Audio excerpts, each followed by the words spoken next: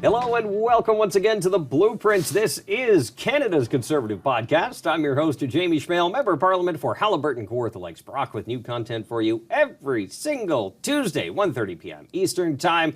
On today's show, we are talking about the carbon tax. It went up yesterday, so you're probably waking up to more effects of prices going up and life getting harder and harder. Please like, comment, subscribe, and share this program. A very important message. Tell your friends they can download it on platforms like iTunes, Google Play, and Spotify. You name it, it is out there. Greg McLean, thanks for coming on the show. Member of Parliament for Calgary Centre. You're going to talk carbon tax here today. Thanks, Jamie. Happy to be here. My goodness, it's up again. We're up to $80 a ton. It went from 65 up to 80 on April 1st. Let's recognize in the last election it was 50, which was supposed to be capped at. Then it went $15 a year after that.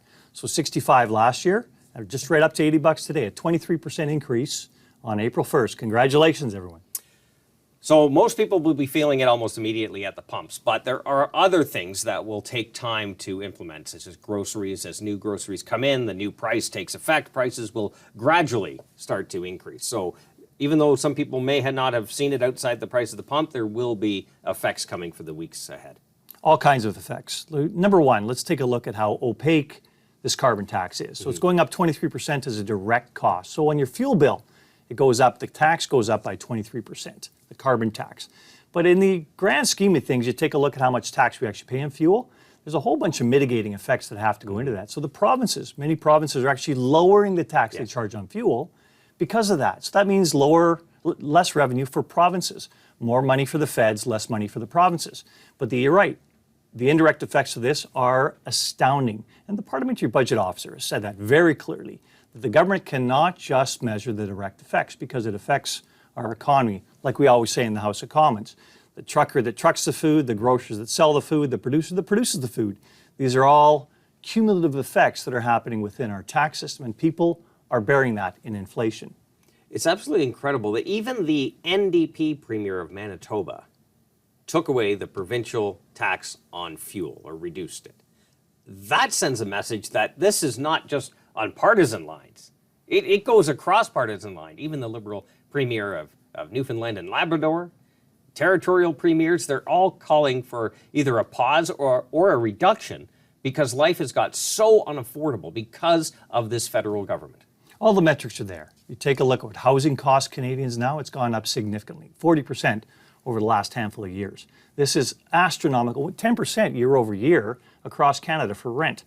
These are numbers that you can't keep up with if you're a consumer.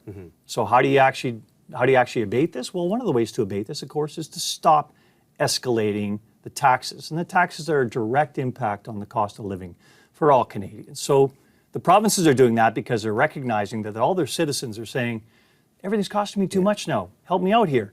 And they're all going to face the ballot. The ballot question is going to be like, what have you done for me? And the provinces are all running up higher deficits as a result. So again, recognize what we're doing. We're taking money from the provinces and we're giving it to the federal government. It's a push-pull. Somebody's got to deal with it at some point in time. And it kind of got out of control because the federal government was supposed to be the level that you most times least interacted with, right? They had defense and trade and a few other things that most Canadians have no idea what's going on. They would mostly deal with either their province or municipality. But the federal government has gotten so large under this Liberal government. It's like a big beast that they've allowed to get out of control. It's that push-pull of Confederation. What are the provinces responsible for? The stuff on the ground to deliver to Canadian citizens. But what the federal government responsible for? Primarily taxation. The bigger chunk of taxation on your income tax goes to the federal government by far. And what they've done here is they've moved back into provincial jurisdiction about how they get indirect taxes as well. They already had the GST/HST, but now they're coming in there and they're trimming where the provinces used to collect revenues for things like roads. Now they're taking that away from the provinces and going, we're collecting that at the federal level, and we're telling people that we're giving it back to them. Well, not so, says the Parliamentary Budget Officer. You're only giving them a little bit of it back. You're not giving them any of the indirect parts of that back that they have to pay in increased groceries, increased shipping, increased goods across the line.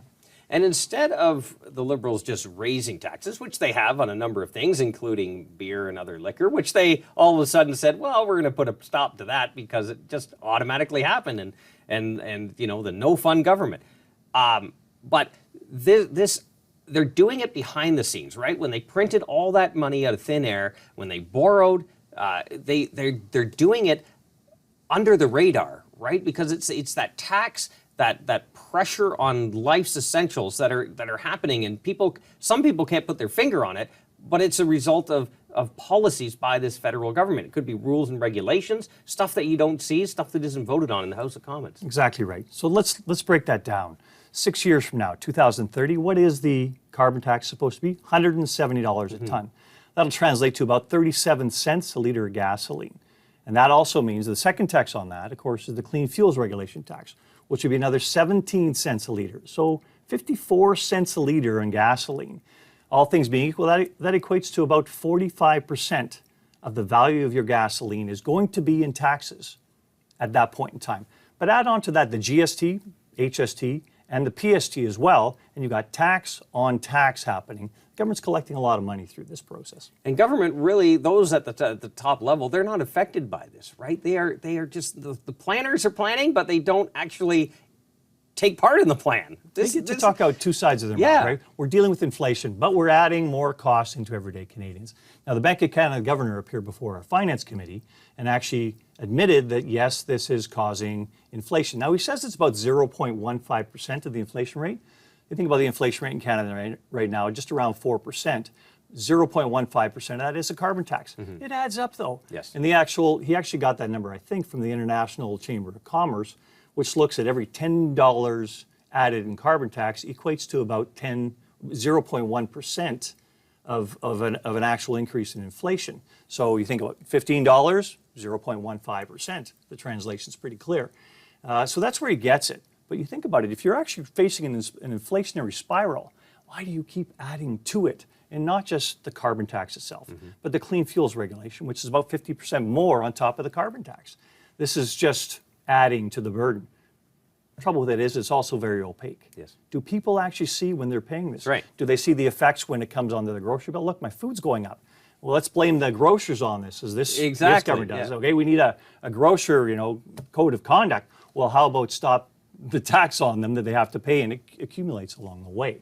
Yeah, life was not this unaffordable before Justin Trudeau, and as our leader always says, life will be more affordable after he's gone. Yeah. It's that old saying, right? Government will give you with the open hand, so it was the rebates.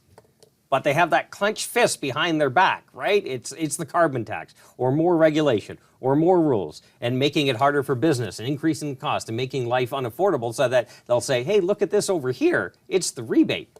But if you just don't take it from people in the first place and allow costs to come down, they will actually have more money in the long run. And you think about that messaging that they're giving here now. The Liberals are desperate for some messaging on this because it actually has landed. People have actually figured out that this is costing them money. They're feeling it every day, but the data's there as well. And the government's trying to ignore that and pretend it isn't happening. They're saying, well, this is why you get a rebate. So, okay, well, the rebate and the tax are supposed to be neutral according to you, according to the parliamentary budget officer. They're far from neutral. They're causing Canadians a lot. But what's the point of setting up a tax where you give back all the money? Doesn't make any sense to me whatsoever. So the rich and the well-connected, they're not affected by this whatsoever, right? The price of gasoline goes, it really doesn't affect where they go on vacation. At the same time, you have an NDP party that claims they're for the working person, but they are far from it. They're actually supporting all of these increases. They are actually saying more. I don't understand how people in Northern Ontario, where there are NDP seats, actually are okay with what's going on, because they are feeling the pinch the most, being in those northern and rural communities. You know me, I'm member of Parliament for Calgary Centre, so Calgary is the heart and soul of Canada's oil and gas industry. Now, every time I get up and speak in the House of Commons, somebody from one of the other parties will go, well, you belong to oil and gas. I don't belong to anybody. And if you actually talk to people in oil and gas, they know I'm critical of some of the ways they do things as well, including some of the ways they participate in the Clean Fuels Regulation standards, which isn't doing anything for the environment. Right. We actually need to better at the end of the day. But when I get asked those questions from the NDP, well, what do you think about oil and gas? We have to end this as quickly as possible. But they provide no pathway for that. Of course. That actually means anything to the common person. How does this affect your driving habits? How does this affect you heating your home? The basics of life are intertwined with what we consume and pay for with this carbon tax. We have said many times in this show, we have oil and gas that we should be proud of. We do it as ethically as possible in many cases. We have strong labor standards, environmental standards, the list goes on. We should be promoting this industry. We should be providing low-cost energy, which then makes life affordable for people. Yeah. And developing nations too, right? One of their biggest hurdles is affordable energy. We have it. We have the ability. We've just been hampered by this government. There's a lot of narrative around how Canadian oil and gas is bad, and everybody wants to end it as soon as possible because it's causing climate effects. It is causing climate effects. Everything we burn in the world is causing a climate effect, whether it's natural gas, oil, coal, wood, garbage, anything else you're burning up in the air is causing effects in the environment. What we have to do is make those emissions as clean as possible so they're having as little negative effect as possible while continuing to build the advantages that clean energy, clean, affordable energy has given to the world. So even with the carbon tax, emissions haven't gone down. Correct. Right? In British Columbia, you see it, they've had the carbon tax the longest. Emissions keep going up. It stopped being revenue neutral. It became actually a cash cow for the provincial government, and now the federal government is getting their cut of that. At the same time, when you say life, Canadians say to the Prime Minister, life is getting harder and harder. I can't pay my bills. I'm having trouble eating. My mortgage has gone through the roof. The Justin Trudeau's answer is always, I just need more time, more resources, and at some point I'll get it right. I'll fix this problem eventually. In my mind, leadership isn't kind of navigating through the crisis. It's preventing the crisis in the first place. I'm not sure that the Prime Minister actually does have a plan here. It's kind of like throwing darts at a wall and playing whack-a-mole with all the problems that come out. This is going to cause significant problems across the country. There's no way it's not going to be inflationary. And we've had a bit of a dip down in inflation in Canada in the last little while. This will cause an inflationary bump. Take a look at our trading partners. Our main trading partner, the United States, does not have a carbon tax. So how many of the industries that you and I meet with when they come and lobby us here say you need to subsidize us because we pay this carbon tax that doesn't make us a trading competitor with the United States? Our main trading partner doesn't have the same tax regime we have, making everything we produce here more expensive. And I don't think our role is to tax them and then subsidize them at the end of the day. Let's make sure we've got a very transparent board, of which the free trade agreements that we've signed with the United States and other countries were meant to solve. Make sure we have things going on in Canada where Canada adds value and things going on we import from the States where they add value. And that should lead to prosperity for everybody, as long as it's done fairly. And that's what we need to achieve again. Up until, it seems, 8 years ago or so, when the Liberals took power, it was always government who laid out a target for industry to hit. When you're talking about automobiles, right? They want emissions to be capped at this level, fuel efficiency to be this, and it was up to the industry to figure it out, whether it's using lighter materials such as aluminum on their vehicles or whatever, or a four-cylinder engine that did the same work as a six-cylinder. There was always differences, and then the market chose accordingly, which worked best for them. This government seems to say, we're going to subsidize who the industry that we believe is going to give us the future we want, right? And I say we as the government. So it's government innovation, not actually market innovation or even individual innovation. That's right. The government's putting their thumb on the scale about which industries it thinks it should sponsor here going forward. Think about the number of battery plants we're subsidizing in Canada right now. And the ones in Ontario and Quebec combined are about $4 million we're subsidizing per job. You tell me how many years those people are going to have to pay taxes in order to make up that subsidy of $4 million. This is a boondoggle for the companies involved with it. Is there actually any net value added economic activity happening as a result? And you think about the companies involved. Some of those companies are facing still international charges from 9 years ago, going back to how they broke environmental laws. And now the Canadian government's giving them billions of dollars. It's obscene what we're going through here in this practice. And yet, you know, I always call the minister of industry. I always say he's the minister of writing checks, because he actually doesn't know how to analyze exactly a business case that makes sense for this country going forward. There's all kinds of great economic activity that could happen in this country, but we are not getting that foreign investment into this country because the rules are so opaque. Yeah. You know, government gets to choose, we're going to go here. If this project goes ahead in Canada, it's only because the government's going to put a whole bunch of money in it. Exactly. Otherwise, it's going to get stuck in all kinds of regulatory delays, all kinds of other delays, all kinds of cost add-ons that this government is imposing on certain industries versus others. What does government actually innovate? Does it do well in innovation? Absolutely not. That's the problem. It is the problem. I mean, the government sits there and it can participate in some of the funding for these mechanisms, and there's no purity around the world about the way governments actually participate in aiding innovation and development and research. We're a very poor country of that in Canada. We don't spend nearly as a significant amount of our GDP as we should on that research and development. Fixing that is what we have to do through a tax system that actually rewards innovation, as opposed to the government just shoveling money on chosen projects. And some of those projects, within a year they go, well, it didn't work. So that's Canadian taxpayer money that's gone out the door that we're not going to get back. Well, and at that point, that year is gone. Those Canadians who are finding it tough, they have to suffer.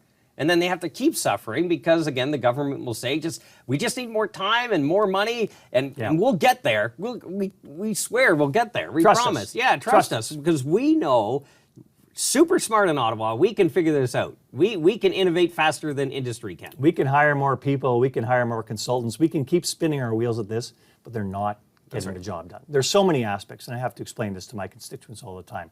Show me something that's going well with this government, because I'm not sure they have anybody in their cabinet that actually says, here's what we need to do in order to move these files forward. Now, there are exceptions. I'm not going to cover everybody with the same blanket here.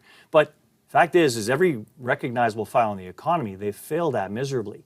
Carbon tax is, I think, the egregious outlier of that, because it is more tax, more tax, more tax going forward here to 2030 without an environmental outcome at the end of the day. You take a look at the countries around the world, the two extreme outliers are Canada and the United Kingdom, as far as offshoring our manufacturing capacity to other countries. Now, what does that do for carbon abatement around the world? That's right. All they're doing is producing what we used to produce here elsewhere, because there's no regulations where they're producing it now. That's not accomplishing environmental advancement whatsoever. Matter of fact, you take a look at the actual carbon emissions around the world, they've gone up significantly since we introduced a carbon tax in Canada. We've lost industry. Carbon emissions are going up around the world. We need to find a better path forward that actually reduces worldwide emissions, because we're all in the same atmosphere, and how we participate in that economically and environmentally. I think one way to look at it, if you're looking at how government controls innovation and how the market controls innovation, a good way to look at it, I just kind of was kind of searching some examples, but the beer industry, right? Every town has a craft brewery. Maybe more. Thank goodness. Thank goodness. And aside from some of the regulatory issues, we have provincial bodies. I know you're in Alberta. It's different in Quebec. I get that. I'm from Ontario. But at the same time, there are people innovating, making different brews, right? They're experimenting, and they're able to keep afloat based on the fact that they have a unique product. But the government has very little to do with that. And it's a thriving industry. You look at where government is tamping down, you actually get slower innovation. You get less choice, less price comparisons, right? There is just a stark difference in my mind when you look at where the government regulates and gets their hand in things, and where the market and the brilliant minds of our entrepreneurs are allowed to flourish. I love that example. The beer example is a great one, because you think about all the craft brewers. You got a lot of craft brewers everywhere in downtown Calgary. And they've written me many times about these escalator taxes the government keeps pushing onto the alcohol industry. Now, the issue, of course, is Canadians are consuming less beer per capita. And yet this industry is doing well, despite the fact that governments keeps trying to tax them more and more. But think about all the brew pubs. Think about all the social activity that goes around brew pubs. Even though we're drinking less, which is probably good for our health, we're actually participating more. You'll pay a little more for a nicer product at the end of the day. I remember when you were in university, of course, you probably bought some inexpensive beer. There was the budget beer at that point, right? But now it's kind of, okay, I've got some good taste, and let's go try out Let's try something different. Some Saisons or some IPAs or whatever the local flavor is. It's a great example. But that's how government, if it gets out of the way, the market could provide a whole slew of choices in pretty much every field. But unfortunately, we've regulated ourselves to death. Carbon tax, unfortunately, went up yesterday to $80 a ton, a 23% increase from just a couple days ago. Unbelievable. We're almost out of time. As you know, guests always get the last word. floor is yours. Well, Jamie, keep doing what you're doing because it's important Canadians see that there are alternatives to this tax and spend government. We have to make sure that we're actually delivering good government for Canadians at the end of the day. We're also wildly in debt in Canada. Take a look at the budget numbers that are going to come out here at the end of the estimates period. Projected $47 billion deficit this year. This is runaway spending that is just out of control. And that's on the future generation. Interest is going up. 10% of our budget now is towards debt servicing costs. This has to be addressed. This is runaway debt, runaway interest payments, runaway money disappearing from the pockets of taxpayers. We have to get ahead of that. I'm a budget conservative through and through, and we've got to stop this excessive spending across Canada. I just think the government doesn't know how to get out of it other than more spending. They just can't figure it out. It's got its rule. It's got its playbook. Okay, we need to spend more money. Yeah. Well, spending more money is what got you here in the first place, and spending more money is probably what you need to stop doing right now. And the Bank of Canada, the governor, has as much as said that. The effects of inflation are largely a result now of the fiscal policy of this government. And as Margaret Thatcher said, move eventually you're running out of other people's money, right? That's exactly right. Yeah.